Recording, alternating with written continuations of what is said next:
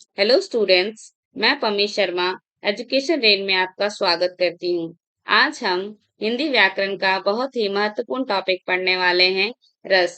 ये रस नींबू का रस, संतरे का रस या गन्ने का रस नहीं है, जिसका आस्वाद हम अपनी जीभा से करते हैं।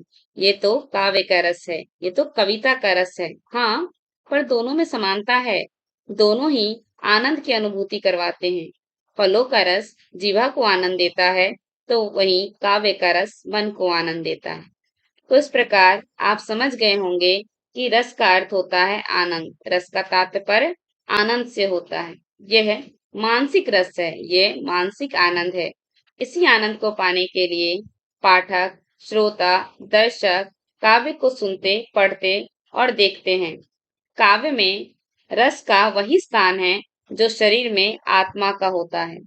तो इस प्रकार इसकी परिभाषा बनती है, किसी काव्य को पढ़ने अथवा सुनने से जिस आनंद की अनुभूति होती है, उसे रस कहा जाता है। इस रस को काव्य की आत्मा भी कहा जाता है। नाट्य शास्त्र के आचार्य भरत मुनि ने रस की परिभाषा देते हुए कहा, विभाव, अनुभाव, व्यभिचारी भाव के संयोग से ही रस की निष्पत्ति होती है। इस प्रकार इन्हें रस का अंग भी माना गया। व्यभिचारी भाव, जिसे संचारी भाव भी कहा जाता है, यह एक अस्थायी भावना है जो क्षणिक होती है और कुछ समय बाद समाप्त हो जाती है, जिन्हें आम भाषा में टेम्पररी फीलिंग भी कहते हैं। इसमें उदाहरण के तौर पर गलानी, चिंता, आलस, ये सभी अस्थायी भाव हैं।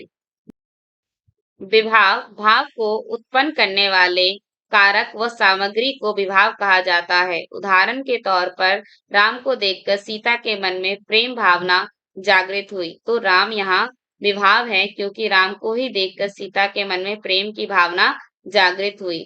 अनुभाव भाव को व्यक्त करने वाली शारीरिक क्रियाएं। उदाहरण के तौर पर सीता को राम को देखकर लजाना ही अनुभाव है।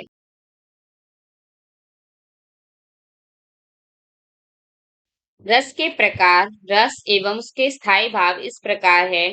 श्रृंगार रस, अस का स्थायी भाव है रति। रति अर्थात प्रेम भाव।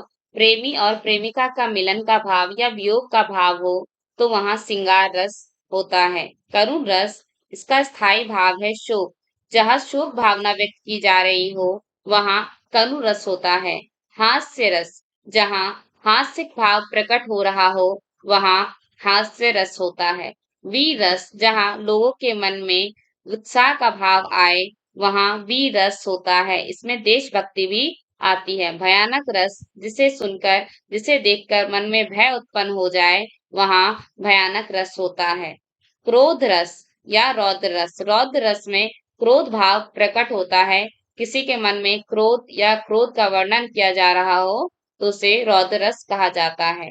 अद्भुत रस, जहाँ आश्चर्य और विस्मय भाव आ जाए, वहां अद्भुत रस होता है। यदि व्यक्ति को आश्चर्य हो या वह विस्मय में पड़ जाए, तो वह अद्भुत रस है। शांत रस, निर्वेद या निर्वृति रस, अर्थात जब वैराग्य उत्पन्न हो, जहाँ व्यक्ति के मन में वैराग्य भाव आ जाए, तो वह शांत रस है।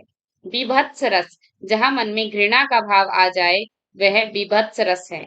वात्सल्य रस, इसका भी स्थायी भाव रति है, परंतु इस रति में, इस प्रेम भाव में प्रेमी प्रेमिका ना होकर के संतान का प्रेम उसके माता पिता के साथ है, या माता पिता का प्रेम उसके संतान के साथ।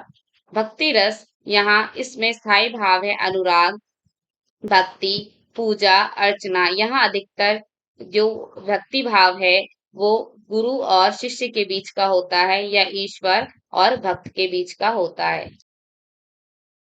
अगली वीडियो में हम प्रत्येक रस को डिटेल में पढ़ेंगे उदाहरण के साथ। आप सबसे निवेदन है, यदि आपको वीडियो पसंद आई हो, अच्छी लगी हो, तो please like, share and subscribe जरूर करें।